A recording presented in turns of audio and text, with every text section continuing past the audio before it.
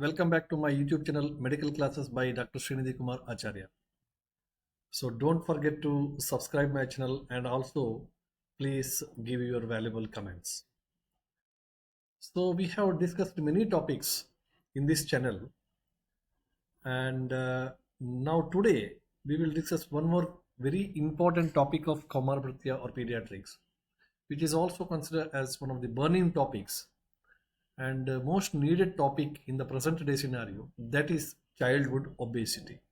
So we'll discuss about childhood obesity in coming few classes.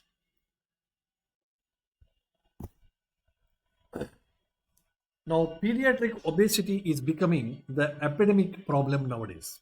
All over the world, the pediatric obesity is now a major problem, and the physicians are unable to control this problem, and it is told that it is spreading like that, just like epidemics all over the world.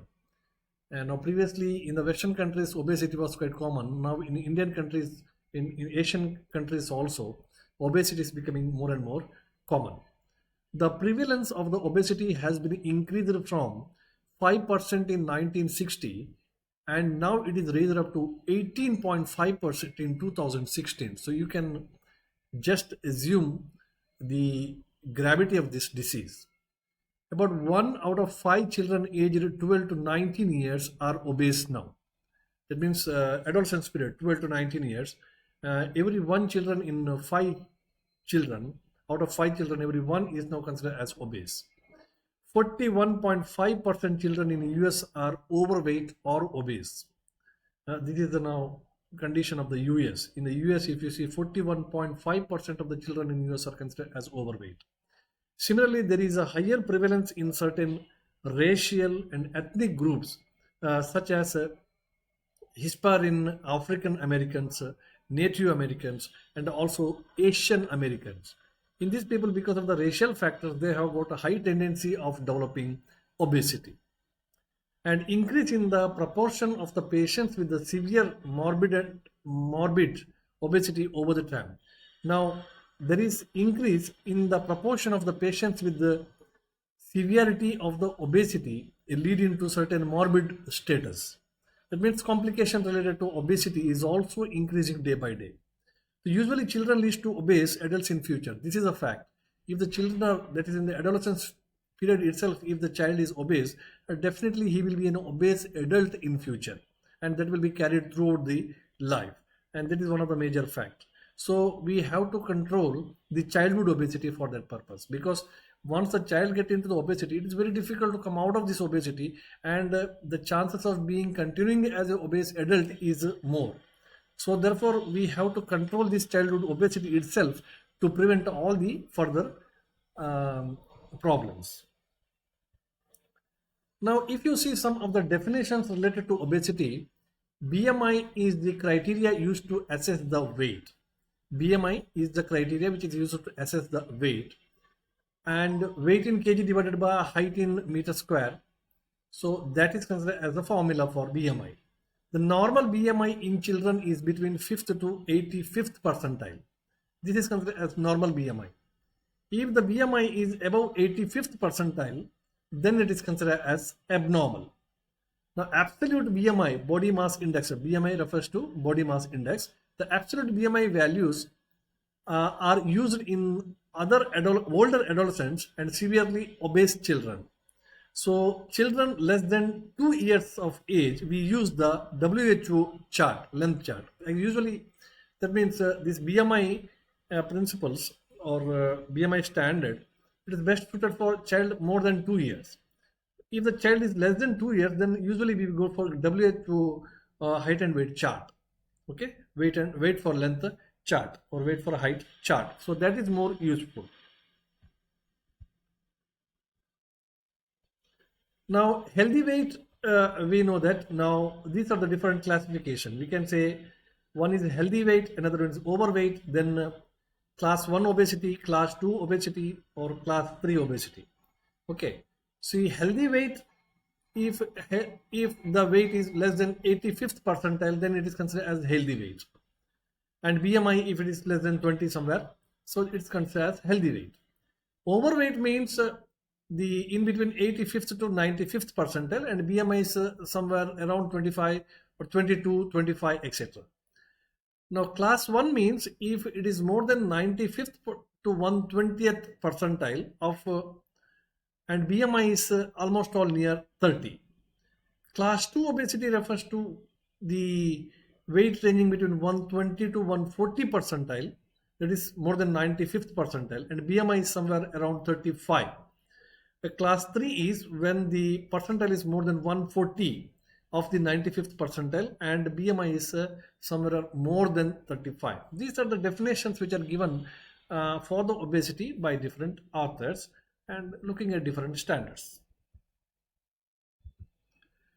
Now, overweight is defined as BMI of 25 to 30 and 35. Okay, that means usually the BMI, if it is more, if somewhere around 25 to 30, then we will call it as overweight. And 35% of Americans are in the obese range. And if you see in the America, 35% of the Americans are comes under this particular category of overweight, and they are more vulnerable to develop the obesity in future.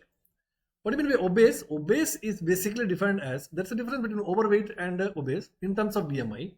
Obese is defined as BMI of more than 30% or 30 to 35% of the, sorry, rather, the obesity is defined as BMI of more than 30%.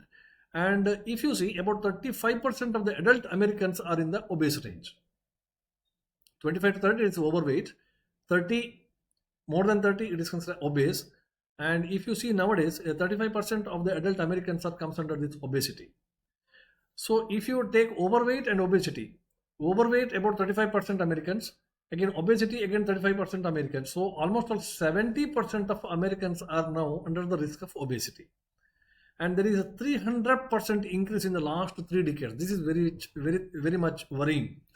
In the last 3 decades, we see the incidence of obesity is increased more than 300%.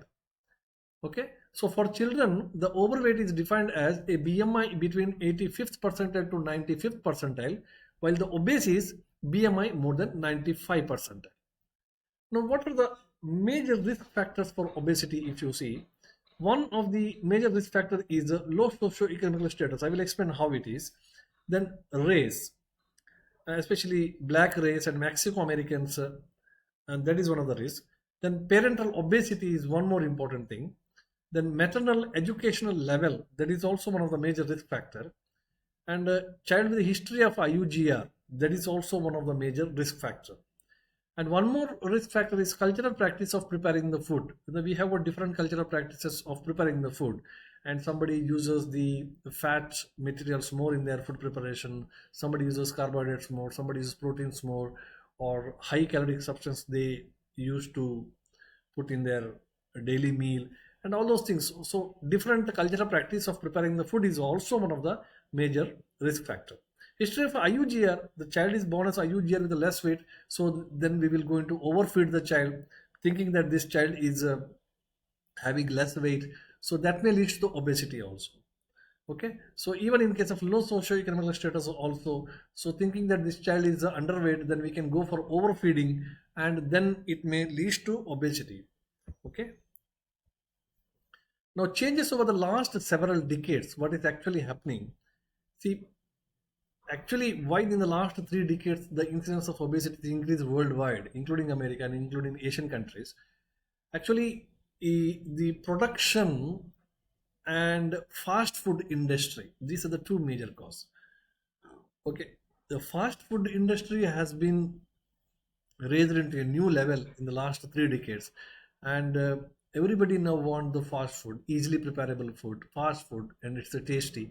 And that particular industry made a major actually um, uh, major contribution for increased levels of this obesity. One is production of the food itself is increased. Previously, we have got some scarcity of the food, and everybody is getting limited amount of the food. Nowadays, the situation is not like that. Everybody is capable of procuring the food. Okay, production is also increased. When fast food industry has been increased, that's a major cause. Another one is large portion of the food is available. That means previously our meal size is very small. Now we have got a large meal size. Then emphasis on the fried food is increasing nowadays. Okay, fried food, because of various reasons. So people like the fried food. Then large meal size. That's what I always is a spelling mistake actually. Large meal size. So that is also one of the major cause. Now industrial food is also increasing. Now industrial food like processing or less fiber foods and more simple carbohydrates. So such foods are also available. Now usage of high fructose in the corn syrup, and this will not activate the melanin CoA pathway, which reduces the appetite. So to reduce the appetite, and nowadays we are following some different methods, usage of high fructose in the corn syrup, etc. That we will discuss in the future classes. So consumption of the food is also now changed compared to the previous days. A large portion of the meal size, as I explained earlier, calorie dense is more rapidly available. Calorie dense food is more rapidly available and cheaper also. Then marketing pressure is there. Marketing pressure is also there. Then marketing techniques, and then the media influence, media advertisements, and many things. Okay, so that has shifted from the natural food tendency towards the fast food tendency or ready-made food tendency. Activity, now more sedentary lifestyle we have got. So use the cars and buses for journey and all. The walking is very less nowadays. Sedentary activities. So that also increases the chance of obesity. Now, environment by TV, computer, video games. The child is now involved more in computer, video games. That screen time is increased. Whenever there is a screen time, he keep on eating something. Okay, with less. First of all, the screen time reduce the activity, and your exercise level will be decreased. Meantime, screen time also make you eat something when you are doing some work in the screen. So that also increases the chance of obesity. Now, more sleep deprivation. Sleep deprivation is a major cause. That means less sleep is one of the major cause of obesity. You can wonder why it is.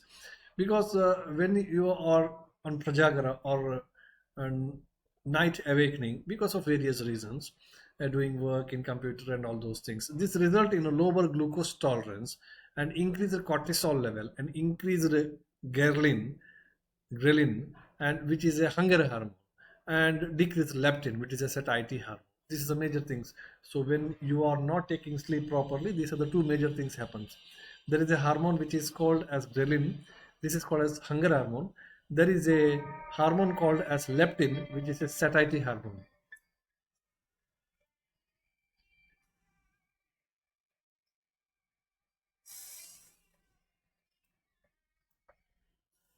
Hello.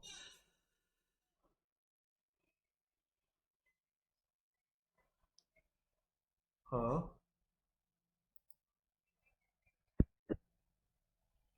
Curriculum Ayurveda.